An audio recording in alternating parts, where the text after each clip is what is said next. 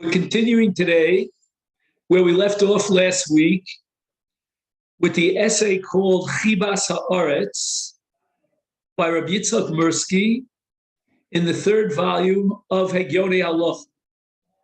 And we got up to page 237.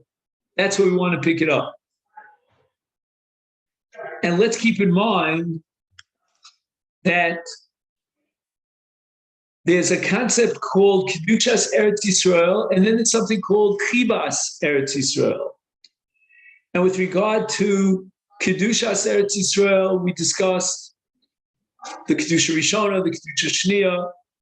With regard to Chibat HaAretz, we had a discussion about Moshe Rabbeinu as opposed to Yosef. So that was all what we discussed in Kedushas HaAretz, and we ended more or less on page 200. And let's say we probably finished up on page 239, 240. Now, we started last week on Chibat HaAretz, and we got up to page 247. And we spoke about the fact that God gave us the land, but it was conditional. We had to live up to our side of the bargain. It was part of a framework of a bris, of a covenant, and our part of the bargain had two different elements to it. One was the mitzvah bris milah, and the second was chok ha-mitzvos, meaning that we are committed to fulfill the 613 mitzvahs. We mentioned, again, I didn't want to make a big deal about it, but there's a Shalom HaKadosh who thinks that the Arabs had some success, very minimal, in settling the land, and that's because of Bris Milah. So we stopped here on the bottom of page 247, and we're picking up this concept of Chibat HaAretz. And we're going to study now a very interesting Chakira. When HaKadosh Baruch Hu appears to the Avos, especially to Avram, and promises the land to the Zerah of Avram, the descendants through the generations, at what point does that land become Eretz Yisrael, the land of Israel, of the people of Israel? When do they acquire ownership over the land? Here are the two possibilities. One is immediate when Hashem gives the promise, or no, it's only when Yoshua crosses the Yarden and conquers the land. And believe it or not, this question has an afkamin. And we're going to look at a Gemara in Masechta Bava Basra Kuf Yud Zayin Amud Beis. The Gemara is based on the fact that if you open up the Chumash to Bereishis Tesvav, Pasuk Yud Ches, God says to Avram, "Bayom hahu karas Hashem bris laimar, lizaracha nasati es haaretz hazos." The word nasati is very telling. It's in the past tense. We would have anticipated that Hashem would say, "Etein lizaracha es haaretz." In the future tense, instead of etein, it says nasati. I've already given the land to your Zerah. And you shall be, in Masechta Chala, based on this diuk in the language of the Torah, says that God notified Avram, Shekvar nitna lehem haaretz, the land was already given to them. Now, Rashi, in his commentary on the Torah, there in Bereishis Tesvav Yud Ches, asked the question, Bamem nitna, with what method did HaKadosh Baruch Hu transfer ownership of the land of Israel to the people of Israel? And Rashi writes, Amiraso shel HaKadosh Baruch Hu ke'ilu hi asuya. When God makes a statement and he pronounces nasati, it's asuya. It's a done deal, as we would say. So that from the moment that Hashem told Avram Avinu, Lizaracha nasati es haaretz hazos, from that moment and on, the descendants of Avram inherited the land. It was Yerusha lehem haaretz. And the Gemara Baba Basra raises a question which hinges on these two definitions.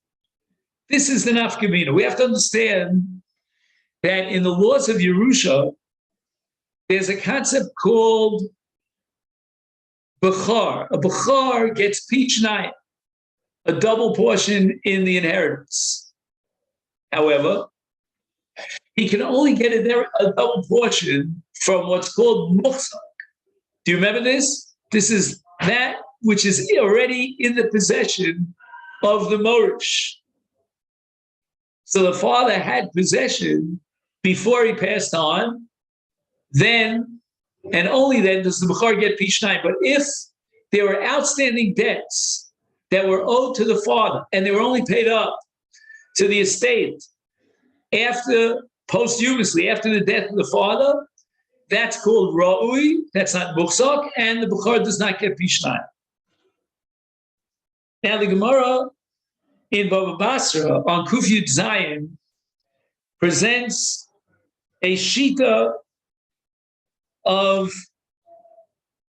Rabbi Yoshia. Rabbi Yoshia is of the opinion that Eretz Yisrael nischalka liyotze Mitzrayim. Here's the interesting issue. Every family that left Mitzrayim had a certain number of members. 40 years later, Yoshua conquers the land and divides up the land. Those same families might have had different numbers, either larger numbers, again, all relative to the population of Israel, or smaller numbers. And Rabbi Yoshia's opinion is that the portion that was designated to, let's call it family X, was a reflection of the size of the family, number of members of the family, at the time of Yetziah Mitzrayim, 40 years earlier. And the Gemara records another shita, Rabbi Yonasan.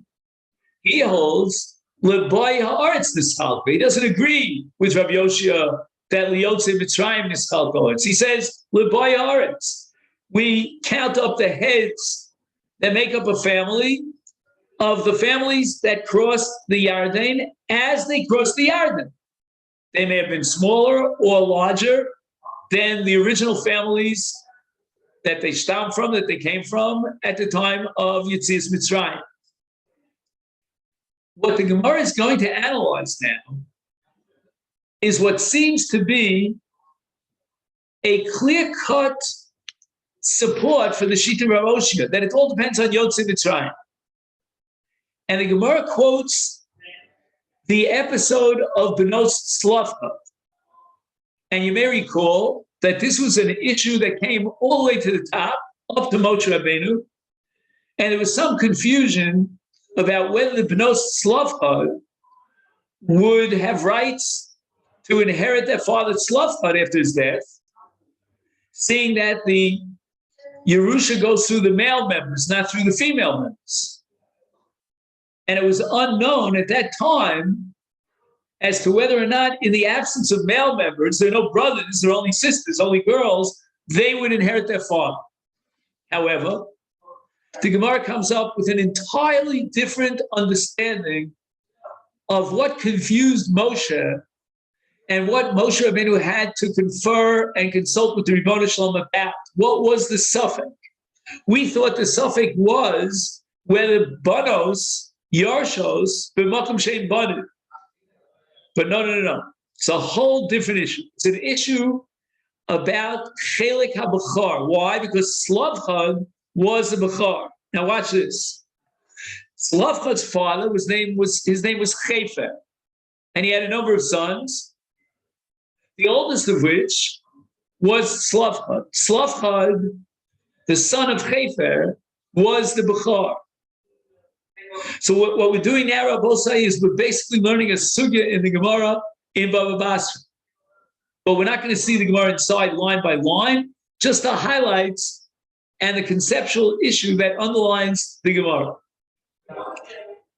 The Gemara wants to know whether or not Benos Slavchad would inherit from the estate of Chefer a double portion, meaning they inherit the portion of their father Slavchad. He had other brothers who would likewise inherit Chefer.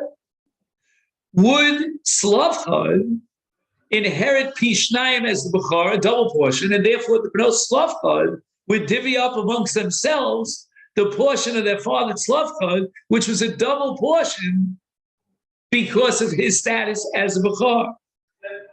The problem was that Slavchad was not Miboya HaAretz. He was from Yotzei Mitzrayim.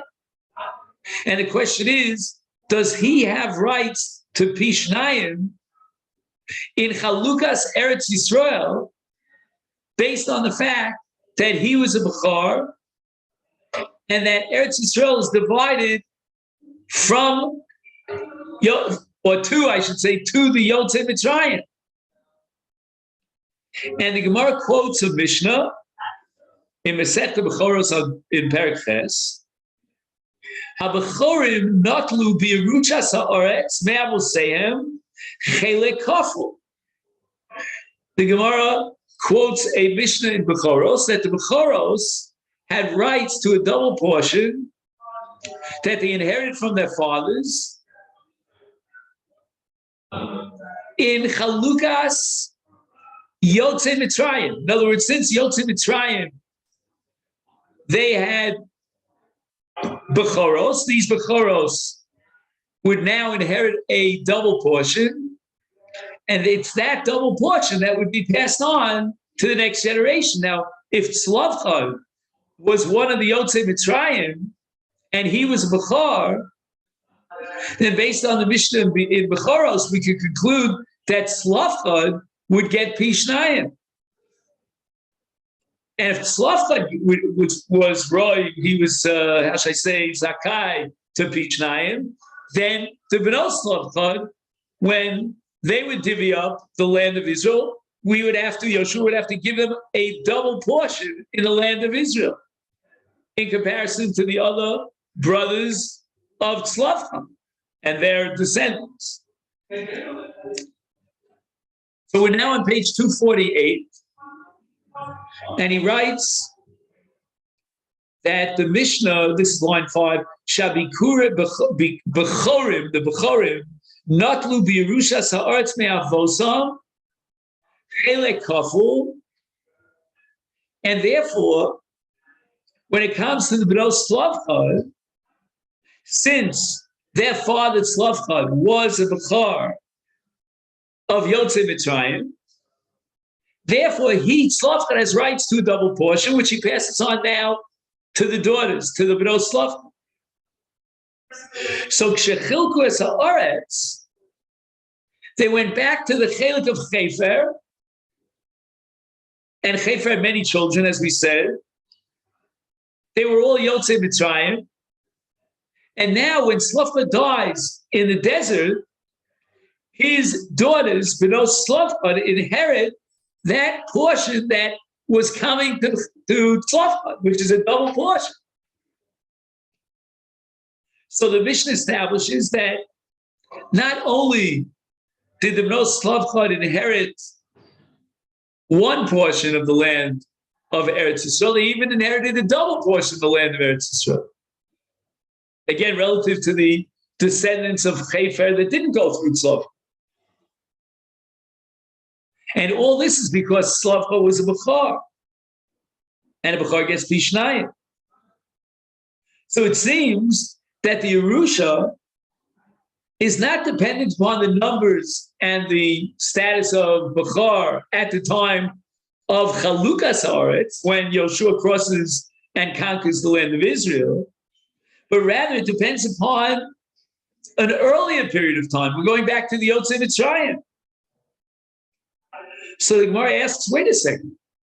Even if you go back to Yotzei Mitzrayim, Slavchad doesn't have a right to Pishnayim because that's called Roy. That's not Muhzah. Slavchad doesn't. He's buried in the sand dunes of the wilderness. He never crossed the Yarden.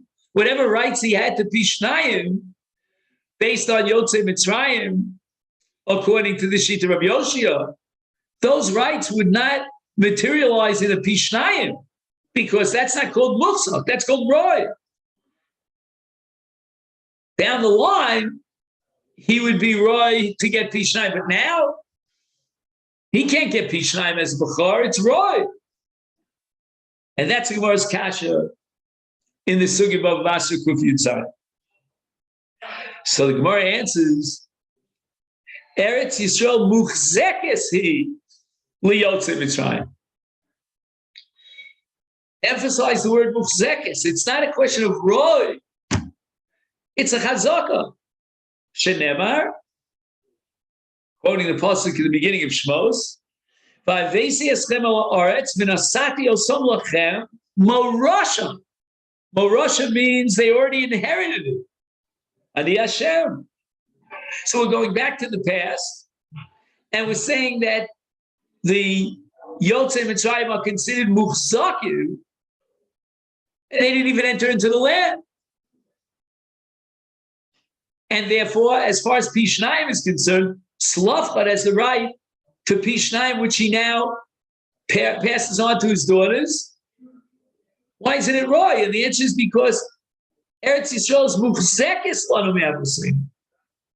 Harei chashu kilu hichzik kfar chefer bechelko.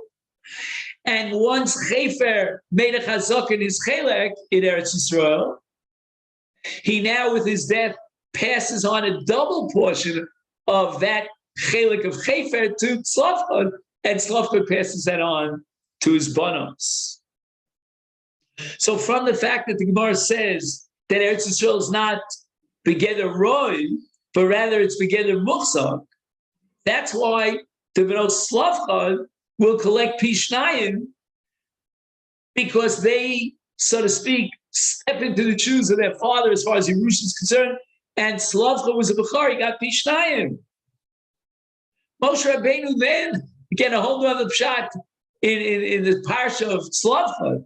Moshe knew very well that the Bnos Slavcha, in the absence of any banim, would inherit their father. What he didn't know was whether the Bnos Slavcha, when they get an inheritance, meaning a chelik in Eretz Yisrael, would they get a double chelik in Eretz Yisrael, insofar as their father Slavcha was a Bechor, or should we call it Roy? And the chiddush of the parsha, when HaKadosh Baruch Hu tells Moshe Rabbeinu that indeed Bnos Slavcha will inherit, is that they inherit a Pishnayim, which means that the status of Eretz Yisrael vis-a-vis Chefer and then Slavchad is Muchzak and not Roy, because Eretz Yisrael Muchzekes Ilanu, and that Chazaka goes back way before they conquer the land of Eretz Yisrael. I was very excited about this because a whole new pshat sheds a whole new light on what Moshe was vacillating about. And I can't speak in your name, but I can speak in my own name. I always thought that Moshe Rabbeinu was vacillating because he didn't know whether Banos, Yarshos, B'makom Shein Banim, that Slavchad, B'nos Slavchad have any right whatsoever to the Yerusha. That's not so. For sure, Moshe Rabbeinu knew that they had rights to Yarsha, their father, to inherit their father, but he didn't know whether or not Slavchad himself had rights to a double portion from Chefer's property. Could the estate be divvying up in such a way that the other brothers of Slavchad would each get one chelik, but yet we'd have to leave two kalokins in Slavchad? That's what Moshe didn't know, because he thought the status of Eretz Yisrael at that time is Roy and not Muchzak. And the chiddush that HaKadosh Baruch Hu enlightened Moshe Rabbeinu was that Eretz Yisrael muchzekes ilanu me'avuseinu. That I've already given it to you. You have a chazak on that which will be divvied up 40 years down the line when Yoshua crosses the Jordan and divides up the land. Unbelievable. I have a question. Please. Okay, so I think it's Rashi somewhere says something like, they go to Moshe Rabbeinu and they say, either give us land or deal with the Yibam situation. Right, so that like they were, I think they were supposing that they weren't sure if they're going to chelik or not. I'd have to see that inside, David. I'm just learning with you this essay. Right. And maybe afterwards we can be marchiv it a little bit further, and you'll point out the Rashi. But this sugya in Baba Basra, whole new pshat. And again, the Gemara is based on the fact that Rav Oshia says that the Chalukas Eretz Yisrael was to Yotze Mitzrayim, and that's way before they entered into the land. Right. But the question is, does that make it into Mufsad? And that's where the Gemara's Machadish drops this new bomb, Eretz Yisrael Mufzekas Ilot Ha'Musim. And it's all based on what Rashi says in Breishis, Perek Tesvav. Rashi writes, Amirasa Shal HaKadosh Baruch Hu Ki Ilu Hi Asuya. Now we're up to page 249. Now, from this point on, the essay takes a different direction. And it focuses on various unique dimensions of Eretz Yisrael. The first of which is what we call Tiv HaAretz. Tiv HaAretz means the nature of the land, the atmosphere of the land, its characteristics, its ingredients, its dimensions. And what's unique about the land of Eretz Yisrael in this context of Tiv HaAretz is what's called Hat'ama. Hat'ama means, in modern Hebrew, a correspondence, a mirror image between A and B. That's called Hat'ama, lehat'im, b'lashon mat'im. To'em is the shoresh. Eretz Yisrael and its nature is a direct reflection of the nature of Am Yisrael. And what you could say is that if the land, let's say Canada, I'll give an example, has certain features or characteristics, those reflect and relate to the people who live in Canada. And this becomes very profound when it comes to Eretz Yisrael, that the Tiv of Eretz Yisrael is very much a reflection, the very atmosphere of Eretz Yisrael is a reflection of the nature of the people of Israel. There are two pieces of the puzzle that fit together, Eretz Yisrael and the people of Israel. And where do we see this? What we want to do is learn two sugyas today. We already learned one sugya Baba Basra. Now we're learning a sugya Masechtas Sota on Daf Mem Zayin Amud Aleph. And that sugya is based on a parsha in Malachim Beis. We're talking about Elisha. Elisha Navi was on his way to Beit El, and he met up with some real rough youngsters. I'm not sure, again, we have to go through the Gemara carefully, but that's not for us now. The Gemara calls them Ktanim. But Ktanim here doesn't mean what you and I think, that they're little children. Here the word Ktanim means Katnei Amuna, they don't really believe. Ktanim in a mitzvahs, Na'orim in a mitzvahs, they cast out the mitzvahs. I guess you might call it in our parlance today, and you'll pardon the term, they're off the derech, very much off the derech. And when they see Elisha, who was apparently bald, they made fun of his baldness. And they called him Alak Hareach, Alak Pireach. And Elisha gives him a whammy. Boom. He looks at them and he curses them. Again, if we were studying the parsha, we'd have to go through it with a fine-tooth comb, why Elisha responded to them in such a harsh way. As a result of Elisha's whammy, his klala, Vatetzena shtayim dubim min hayam, two bears. Again, if you've been to the Rockies, you know what I'm talking about. These are very dangerous animals. Like two grizzly bears jump out of the yar, out of the forest, and they wreak havoc, and these youngsters are basically wiped off. Now, the pasuk doesn't reveal exactly where these bears came from. Was Elisha located in the Yar? Or was he perhaps in a Makom Yishuv? And then, if he was in a Makom Yishuv, then we might have two miracles, what's called Nes B'toch Nes. Let's explain. The Gemara records in Sota, on Daf Mem Zayin of Alf, machlokas between Rav and Shmuel. What exactly happened? We don't know who holds what, but according to one opinion, the miracle that Elisha experienced with regard to the Dubim was that he was going through a Yar, Elisha. There were no Dubim in the Yar. HaKadosh Baruch Hu miraculously brought Dubim into the Yar, where Elisha was located. According to the other Mandium, there was a double miss. Elisha was not even in the Yar. HaKadosh Baruch Hu created a miracle, and now Elisha finds himself in a forest. That's miracle number one.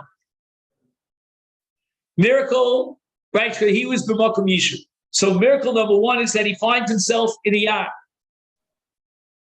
Miracle number two is that there were no Dubim in the Yar, and HaKadosh Baruch Hu created Dubim. So the Gemara asks, if the punishment that God brought about to these Na'arim was B'Dubim, why did God have to create a Yar? Why didn't he just create Dubim? What was the point to create a Yar? According to that Mandiyama, that Elisha was not anywhere near a Yar. He was in an urban center. And HaKadosh Baruch Hu miraculously creates a Yar, puts Elisha into Yar, and then creates Dubim in the Yar. Well, why is it necessary? I mean, you're creating Dubim, you could create Dubim anywhere, even in an urban center. Why expand the nest by creating a Yar? And the Gemara gives an amazing answer. The Gemara says that when animals attack, then it's not just the physical power of the animal, the sheer power of a bear, but rather there's something called a koach nefesh of an animal.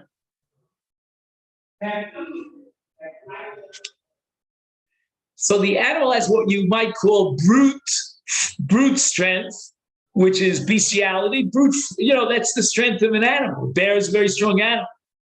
But in addition, in order to activate that full force of an animal with all its might and all its strength, you need some sort of connection to its kochos hanefesh.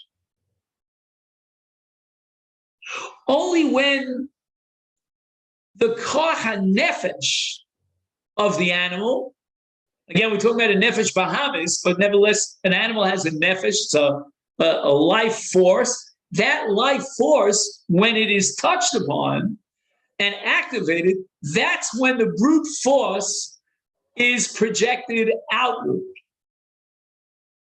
And the Gemara says there had to be a Yar in order for the brute force of the beast, of in this case the bear, to come forward and attack a human being.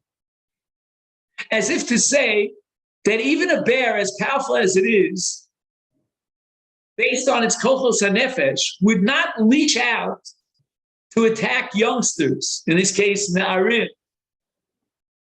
But first, it had to have something in its nefesh that would attack full force when a human being enters into the territory of the beast, of the bear. He enters into the Yar. Then there's not only the koach gufani of the bear, but there's also koach nafshi shel habear. And then the bear is going to use all of its might. It's almost like, you plug in something to an electric socket, and now you have the electric force. The bear has to connect itself to the yar, where it feels at home. That's its natural habitat. And then it can attack with full force with all its brute might. But beli yar, lo tilbash nafsho oz, upros litrov. It doesn't have that chutzpah, so to speak, that oz, that power to attack and rip someone apart. It needs to get that from kochos hanefesh. I can't tell you whether this is biological or not, whether this is scientifically so, but even the scientists will talk about various psychological factors that kick into a terrible episode where an animal attacks a human being. Somehow the animal was, you touched its nefesh, you made it upset.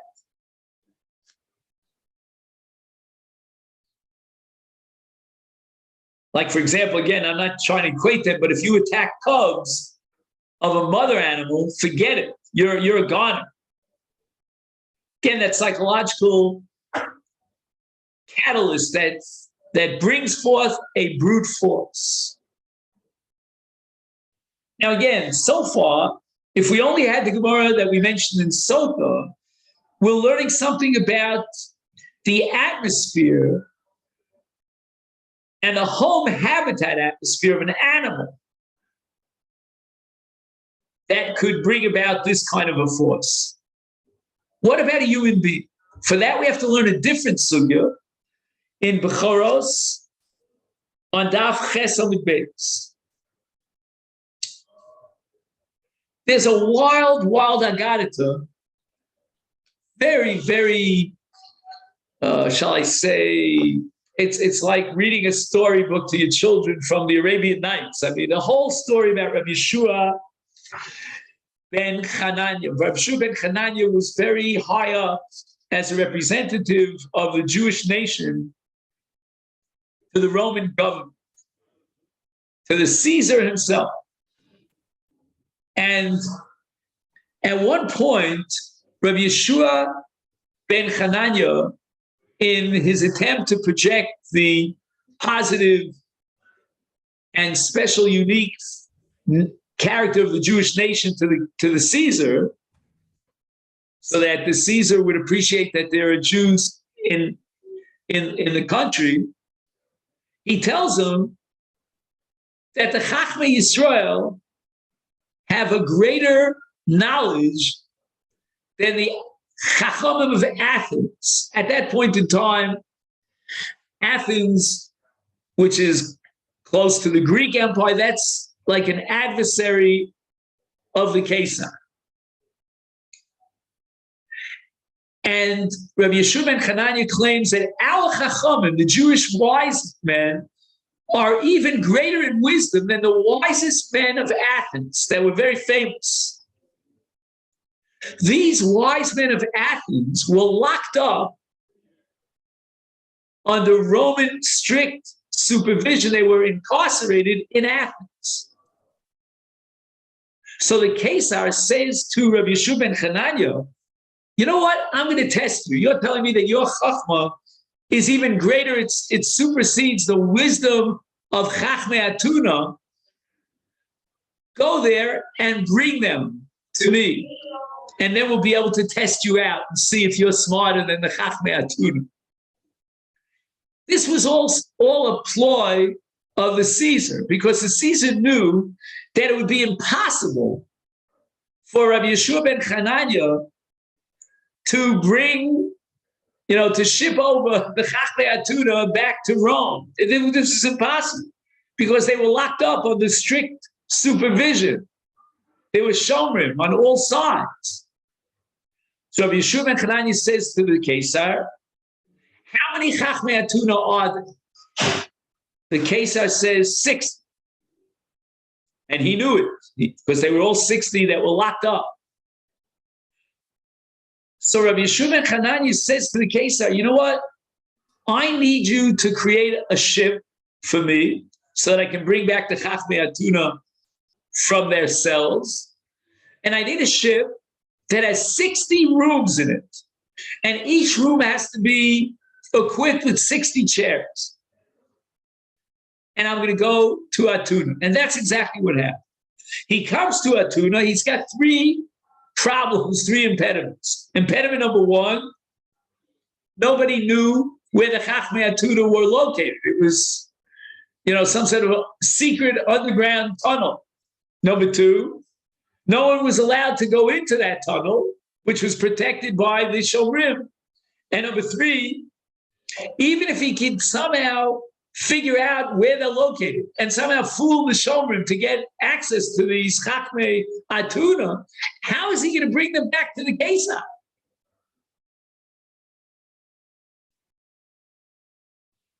So what happens? The Gemara used the word tachbulos, meaning Rabbi Yeshua ben Chananya had some sort of tricks that he pulled, maybe disguised himself, I don't know what, and he figured out where they're located. That was impediment number 1. Number 2, he was able to circumvent the Shomrim and to actually show up in front of the 60 Chachmei Atuna. He identifies himself as a Jewish wise man. And he says, I came here to learn your chachma, your wisdom. So they said to him, oh yeah, you're such a wise man? You identify yourself as a wise Jew? If you're so wise, we're going to test you. Okay, Yeshua ben Chananya says test. But on this one condition. If I defeat you, if I'm victorious, then you have to respect my request and you have to eat with me inside my boat, inside my ship. You have to jump onto my ship and we're going to have a wonderful banquet together. We're going to celebrate my victory. If, on the other hand, you beat me, then do with me whatever you want. So the Chachmei Atuna fired question after question. She'elos chachma rabbos. V'al kulam heishiv Rabbi Yeshua ben Chananya tshuvos nitzachos. He totally wiped them out. They thought that they could ask questions that he couldn't answer, and he answered every one of their questions. Apparently, he anticipated all the philosophical questions that the philosophers would ask. Okay, clearly I beat you. Now you have to fulfill my condition, and you have to jump onto my boat. He places each one of the Chachmei Atuna in a different room. Remember, there were 60 rooms in the boat. But in each boat, there were 60 chairs. So every one of the Chachmei Atuna assumed that he was the first one to enter, and the other 59 are going to come beyond him, which never happened because they were each put in a different chamber.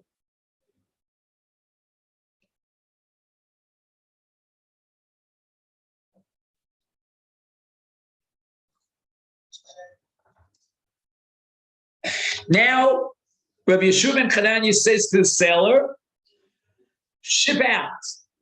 We're going to the season. But before we go, I have something to do. Rabbi Yeshua ben Chananya, the Gemara says, fills up an entire casket with the afar, with the dirt, the ground of Atuna. And he takes it along with him in the boat. Strange. The boat reaches its place, and he presents them to the Kesar. Here are the 60 Chachmei Atuna, which is exactly what you asked me to do, and I brought them to you. Here they are. He opens up the 60 rooms, and the Chachamim are falling apart. They literally were disheveled. They were hungry. They were weak. You couldn't recognize them. So the Kesar says, come on, sure. Give it a break. These are not Chachmei Atuna. You're fooling me. Chachmei Atuna are Anoshim Geim V'Azim. They are very proud. They always look very spiffy, very beautiful, very presentable. They wear their garments. They're wise men. And they're full of strength. These are a bunch of losers, a bunch of weaklings. We would call them in my childhood sissies. You're telling me that these are the Chachdei Atuna? So what does Rabbi Yeshua ben Chananya do?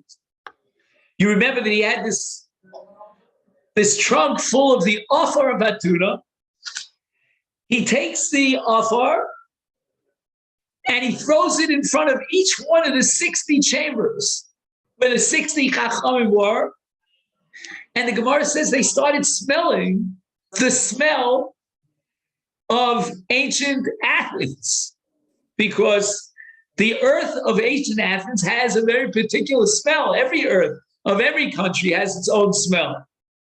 Immediately, like they woke up, it gave them a new chiyus, a new life. And it became he'ozah, they had the strength. And now they started screaming against the Caesar, what have you done to us? You incarcerated us. You're such a low person. At that point, the Caesar recognized it. And he realized that these are the Chacham, when their personality and their oaths, their might and their strength, their rebellious streak came to the fore, he recognized them. But we see something amazing when we take these two sugyas together. First of all, the dugim, it had to be in a yar in order to link up to their kochos hanefesh and leash out with their brute strength. And now we go from animals to human beings. And we see that human beings are connected to their habitat. And when they smell the reach of their adama, of their land, it just gives them a new strength. They wake up. It's like the king stills. Oh, okay, forget it. You don't read Dr. Seuss. Okay, anyway. But if we apply this to Eretz Yisrael, it's the same kind of thing. We get a certain strength, a certain kochos hanefesh in Eretz Yisrael. We connect to the land. Again, it could be that a Beis Medrash or a Beis HaKnesses in Chutz La'aretz, to some extent, has the same property of Eretz Yisrael. I don't know if you ever had this experience. I remember my father-in-law used to take me to Bell's on the Lower East Side, what's called the 99th or the East Broadway. And I went in there. You could have taken me there in the middle of the night. I can tell you where I was, even if I was blindfolded, because the smell, it had a certain schmack. Now, at this point in the presentation, Rav Mirsky tells a story which again indicates that there's something about the atmosphere of Eretz Yisrael that could touch upon the kochos hanefesh that are dormant in a Jew and bring them out to the fore. And we're talking about Rabbi Chadash, the mashgiach of the Slabodka Yeshiva in the city of Hebron. You remember till the riots. In any event, Rameir Chadash tells the following story. He says, when they went to Slabodka, a group of Rabbanim, and they tried to recruit young men from the Slabodka Yeshiva to come on Aliyah to Eretz Yisrael, the top-notch guys would not agree to go. They wanted to stay in Slabodka because they didn't want to be separated from their rebbeim and so forth and so on. It was Dafka, the middle-of-the-road guys, he calls them the Beinanim, who were not outstanding Talmidim in Slabodka. They were the ones who came forward and volunteered after the call, the Kriya, to make Aliyah to Eretz Yisrael. Rav Meir Chadash testifies that those young men that came to Eretz Yisrael, they were successful in their study of Torah way beyond the level that they had reached in Chutz La'aretz. And that he says today, wherever you look, amongst the Rabbanim and Dayanim across the country in Eretz Yisrael, you will see these Slabodka graduates who agreed voluntarily to come to live in Eretz Yisrael. And why? Because Avira de Eretz Yisrael is something about the atmosphere in Eretz Yisrael. It touches on the very essence of the Kochos HaNefesh that were dormant in these young men and now came to the fore. They expressed themselves in a reality that gave them such energy that they became at the forefront of the Rabbanim and the Rosh Yeshiva and the Dayanim of Eretz Yisrael.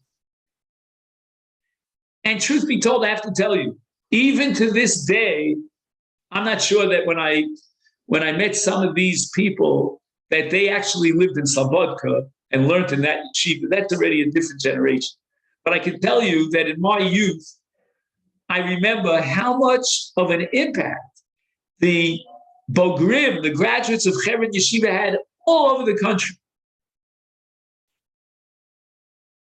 Now we go on to stage number 3, about Chibas Eretz Yisrael. If anyone's following the text, it's the middle of page 251. Ma'od kedai to see it inside.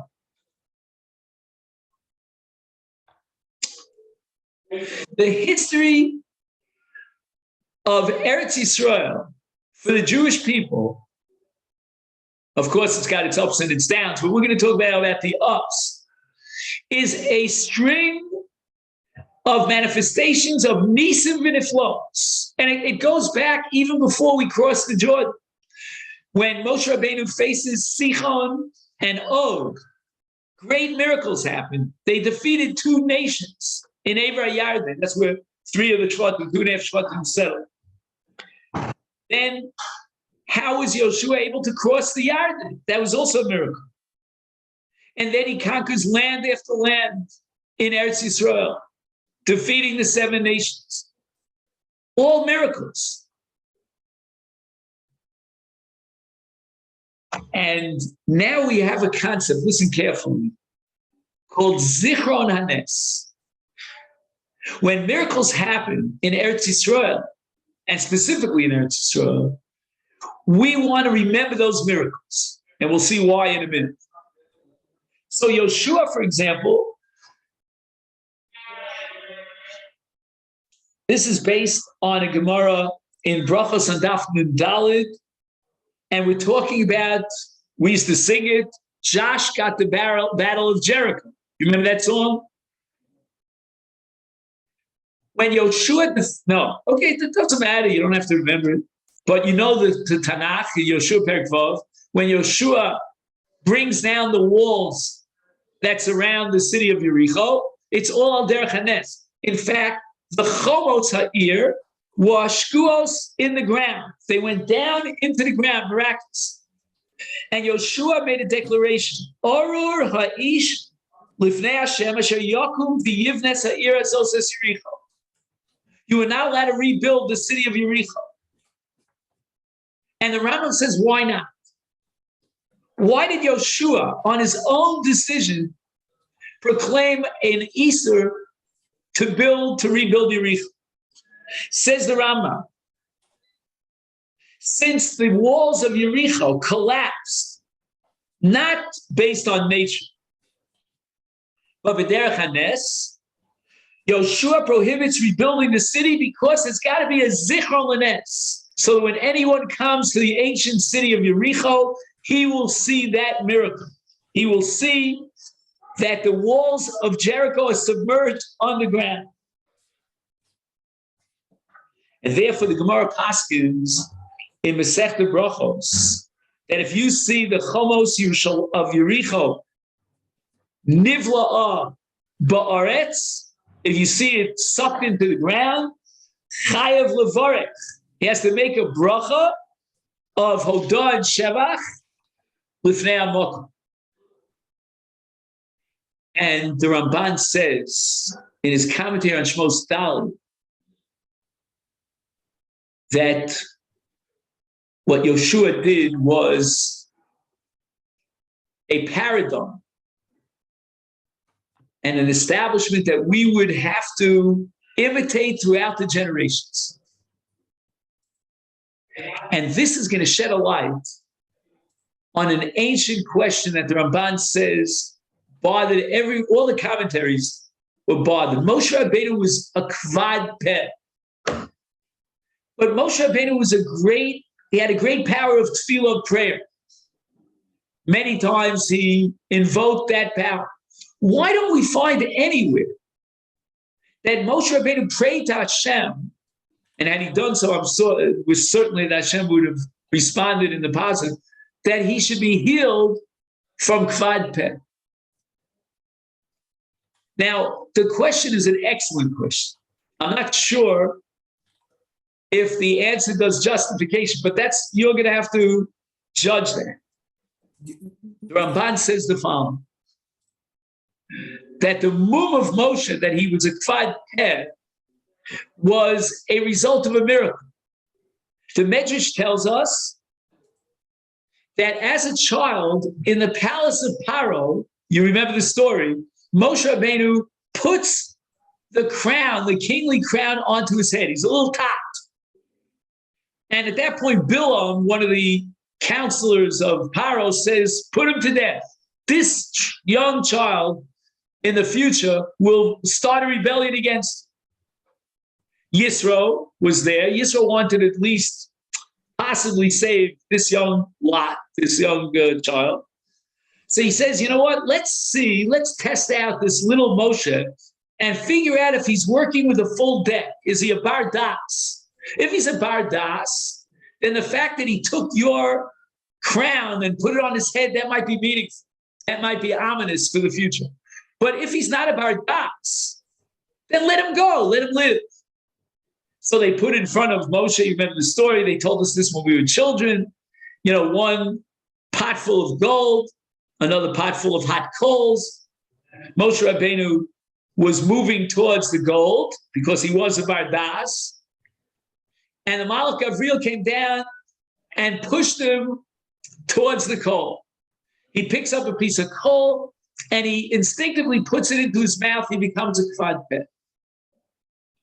That was the miracle that saved Moshe Rabbeinu's life. And therefore, after that miracle that was brought about through the intermediary Gabriel, Moshe Rabbeinu took upon himself to live his whole life as a kvad peh. And that would be a constant remembrance of the miracle. And the same thing we find, this concept of Zichron Hanes Tamid, in the case of David. David HaMelech defeats a lion and a bear that came to grab a sheep from his Eider, meaning David HaMelech was a shepherd of a sheep, and David HaMelech says to Shaul, let me represent the Jewish people against Goliath. I will defeat Goliath. And what happens is that David tells Shaul the story. This is Shmuel Aleph Perek Yud Zayin. Ba'ari v'dov v'nasa semei there. When this lion and the bear came and grabbed one of the sheep from my flock, Yatsasi achra v'kesiv v'tzalti mipiv v'yakom alai v'misiv. I attacked the lion, the bear, in self-defense in order to retrieve the sheep, and I killed him. And therefore, I'm a good choice to send to Goliath. Now the pasuk says, "V'nasa zeh me'ha'ed." So the Malbim says, what does it mean? V'nasa zeh me'ha'ed. I mean, after all, David HaMelech is telling Shaul a story that happened who knows when. How can he say zeh? This was the sheep that the dove and the Ari tried to grab from Ha'ed. Says the Malbim, Li'achar sheshachat David es haseh. Okay, at some point David had to slaughter the seh. Basalo Azar, he made himself a belt. out of the out of the skin, the hide of this sheep. Why? Says the Malbim, Zeichel Ines. When David spoke in front of Shaul, he pointed to his Azar, and he says, this is Zeh, right? The Apostle says, V'nasa Zeh me'aida. This is the Zeh, the tzon, that the dove wanted to take away from the Eidah. And that's not the only time that David made a Zeichel Ines. The Radak says that after Goliath fell, David took out his sword and beheaded Goliath.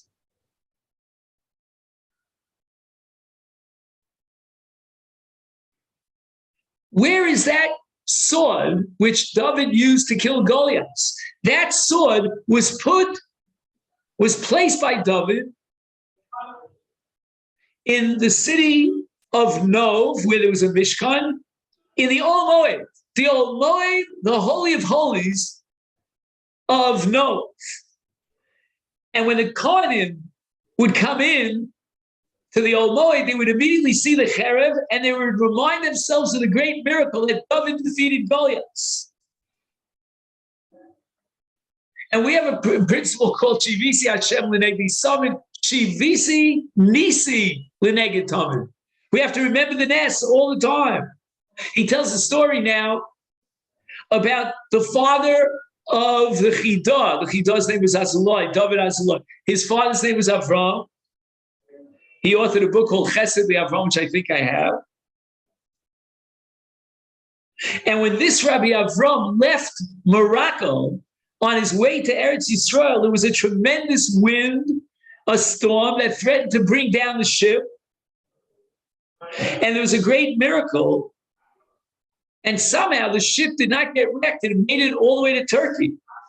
And as a zecher, to remind ourselves of the Nes, Rabbi Avram Azulai had a signature, which again, if you have page 253, you'll see a picture of the signature. That signature is the tzura, the shape of the boat. And this was his personal signature. So there would always be a memory of that incredible miracle. So therefore, says Rav Mirsky, what we're seeing in our time are events that go beyond nature, beyond Teva. And we have a mitzvah to take those mice and nisim and not to look the other way and say, oh, I don't even want to say it. But to make a zecher for that ness.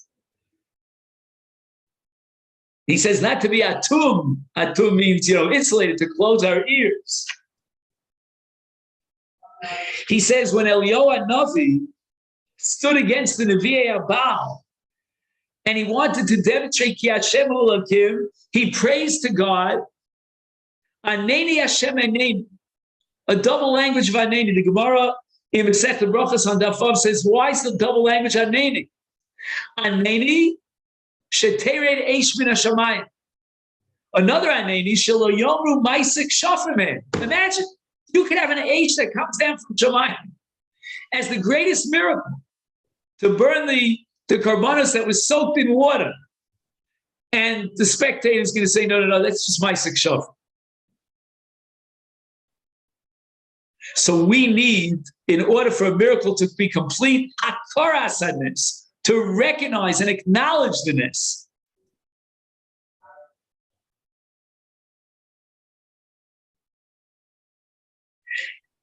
And now he goes on to discuss the word shenemar. Joe, did you want to say something before? I'm sorry, I didn't. No, the Rav's on a roll. Okay, so let me just finish the roll here. The Gemara at the end of Ksubis tells us about the great love of the Amoraim and before them the Tanoim for Eretz Yisrael. Reb Chia bar Gamda, Chayim is Galil Bi'afra. When he reached the land of Israel at Akko up north, he got off his donkey and he wallowed in the dust of Eretz Yisrael. The Gemara says Shenemar, because the pasuk says in Tehillim, Ki rotzu avodechas avoneo v'safar yichanu. Your servants love and cherish the land of Israel, the dirt of Israel, Afar. Now Rashi quotes the entire pasuk word for word and adds nothing. Why? I have a Kabbalah from my father and answer this question, but I didn't know until today that it's the Ger Rebbe, what we call the Imrei Emes, that's going back 2 or 3 Ger Rebbes, right? That he said this answer. So my father must have heard it in the name of the Ger Rebbe, I guess. I never knew that. And you probably heard this from Rashi, 99.9, will add something to the Gemara, but in 0.001%, Rashi subtracts something from the Gemara. And if you look carefully at the end of Ksubas, you'll see that Rashi omits the word Shenema. Don't think that Rav Chia Bar Gabda wallowed in the dust of Eretz Yisrael because Shenema, because he saw it in a pasuk. That's why he stated in Shulchan Aruch. It says in the David Amelch says, "Esafar Yechano, I have to get off the camel." No, it came from his heart. It came from a genuine, sincere love for the land of Eretz Yisrael. Mirov his kashrut, this at the end of page 254. His rakshusam v'chibasam lo yachal letzor b'libam es hakisufim va'aval ha'aretz ad shenoshku slaela v'spalshu b'afara. And immediately after this Gemara, the very next Gemara tells us about Rabbi Ami and Rav Asi. They were studying Torah in the summertime, and the sun was beating down. They got up, and they relocated themselves in the shade. When it was the winter time, it was very cold. There was a little bit of sun. They relocated themselves in the sun. Why did the Gemara have to tell me the story about Rav Ami and Rav Asi? Anybody would certainly, if he's in the sun and he needs shade, or the other way around. Well, what's this Kol Adam also came? Why the fancy story about Rav Ami and Rav Asi? Apparently, there were many factors in that particular scenario. Torah Gadol for various sibot. V'lo kedat. It wasn't worth all their effort to relocate themselves. Rashi tells us there in the Gemara in Ksubis,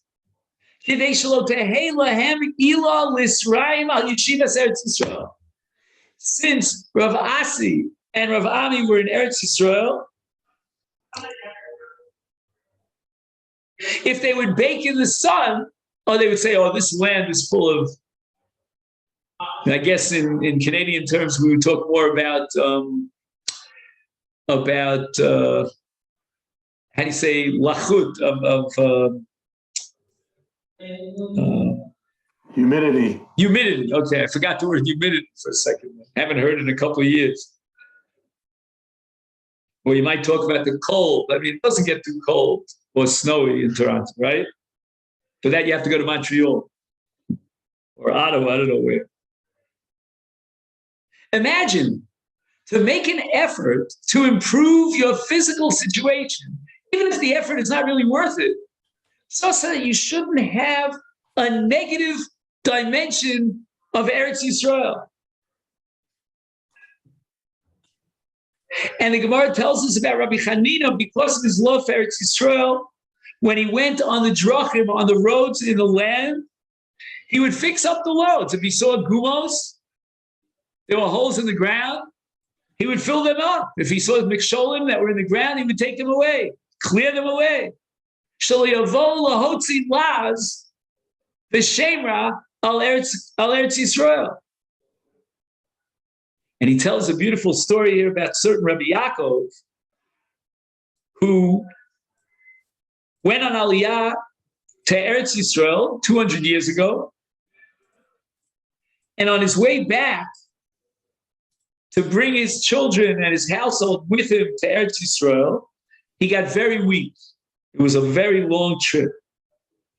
And he decided to stay in an inn, which was very close to his house, until he regained his strength. So his Mekurah, those who were close to him, they asked him, "Why, Rebbe?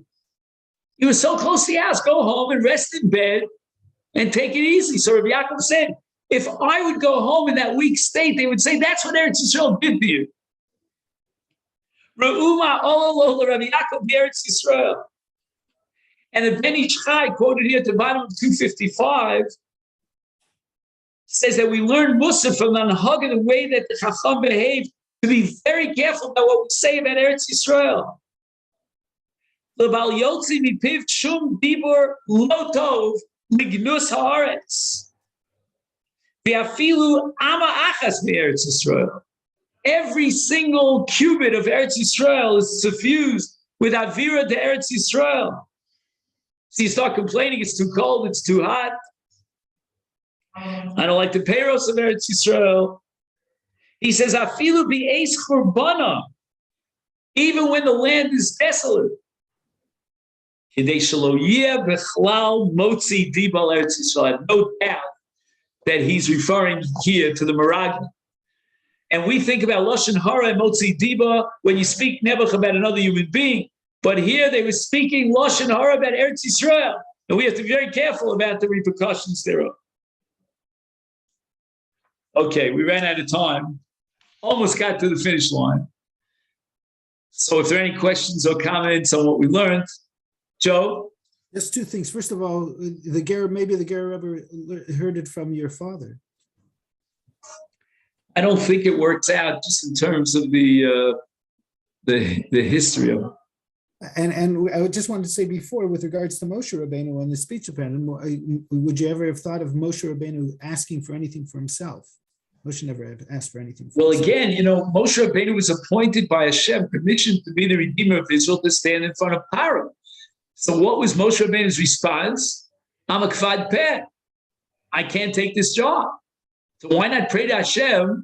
God wants you to be the Redeemer of Israel. And it doesn't seem to be any other candidate for the job. Even Aaron was not a good candidate, apparently. And Klal Yisrael were already down to the 49th level of Tumah. It was now or never. Chas v'shalom. So Moshe Rabbeinu quickly said to Hashem, snap your fingers and heal my mouth. No. Unbelievable. The sugya of Zichron Lanes, to carry around with you a Zeichel Lanes. Can't get closer than a Kvad Peh. And especially with regard to nitzim that happened in Eretz Yisrael. Right. And I also just wanted to say that in my time, the person who mostly exemplates a love of Eretz Yisrael is the Rav himself here. He's the one who just brings me back every time I listen to the Rav. Well, the Rav was in Eretz Yisrael once. Rav, I'm talking about Rav Berzon. Oh, that's a different story. But again, as I said before, Joe, if a person has a job to do and he could bring people to Eretz Yisrael, that's what we call shluchim, In my humble opinion, and I came for those years to Chutz La'aretz, I think it's all part of love for Eretz Yisrael. Now, next week, I think, is Tu B'Shvat. Am I right? Where are we up to in Shvat? Today was the third. I lost my account. Shvat started on Sunday, was it? Today is the third. Today is Rav Moshe Soloveitchik's yahrzeit. I just want to dedicate this year in memory of my father's Rebbe, my Rebbe's father, who married off my parents. So, in a sense, I'm here today because of Rav Moshe Soloveitchik. So Gimel Shvat is his. So a week will be. So a week from Monday. Will be so what I mean to say, next Wednesday will be the last shir before Tu B'Shvat. Does that make sense? Correct. So B'li Neder, and here, David, you can help me a lot. I think it's in volume 2, if I'm not mistaken. Can you double check? I don't have it with me here in the ELC. Double check it if you can. And if you could, you're doing such a great job. It takes an incredible headache off my head.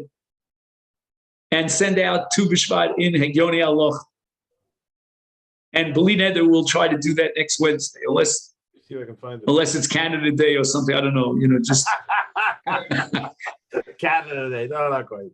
What do I know? I don't know. Oh, Canada. Okay, I don't know. Garnished. All I know is that they let me work there for 2 years. But Well, all I know about Too Canada much fun, is that when I was growing up, Montreal won the Stanley Cup every year. Stanley Cup was that Bobby Hull? No. Bobby every Hull year. was in Chicago, but Oh, Wasn't every Chicago. year. yeah, but And his when I son was also growing up, played, Montreal won every year, every year. Montreal. Wasn't every year. No. Joe? Thank you. Carlton. Berzon, the fact that in today's society, Chutz La'aretz for sure, and Eretz Yisrael, the nisim and the floys that are happening in Eretz Yisrael all the time, and that happen through wars and they're not recognized. How do we deal with that? How do we That's the remedy that? krechts. I think the pain that's in between the lines here in this essay. You can feel it. It's almost like the vibes. How can we do such a thing? Can we learn from Chazal, from Tanoim, Amoraim, Poskim over the course of history? Chas v'sholom, not to recognize the miracle. And if you don't recognize the miracle, I don't want to go into detail, but it's not a good thing.